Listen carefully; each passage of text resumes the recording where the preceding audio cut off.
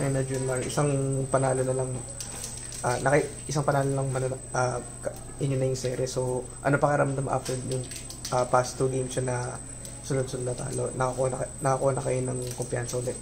Buti nakuha namin yung panalo to. Credit sa sa staff namin na naka-adjust sila. Grabe yung adjustments namin.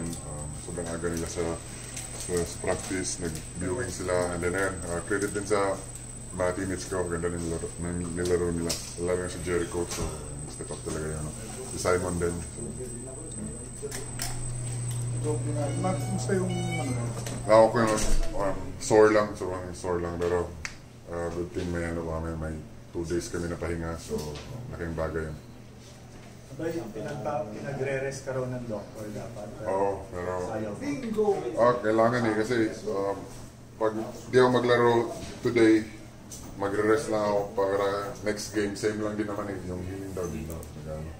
So, may as well, maglaro na lang. Di ba makaka-apekto? Of course, other than itong finals, may gilas pang pag- Oo nga eh. Pero, kailangan namin manalo eh. Yung goal namin, yung championship muna. So, may pahinga naman eh. May 2 days kami pahinga. 2 days. So, gagamitin ko ng maayos yun para makapagpahinga ng maayos. Junmar, ano ba yan? Parang utos ng doktor or advice lang sa'yo na pahinga? Advice lang. Pero, kailangan maglaro eh. Matigas ulo mo eh. Kailangan namin manalo eh. Kailangan namin bounce back eh. So, ayan. Gusto ko rin maglaro. Kasi sayang yung sayang yung opportunity na nasa finals namin, tapos yung injury ko hindi naman ganun kagrabe. So, kaya naman nilaro. So, ayan. Nilaro ko na lang.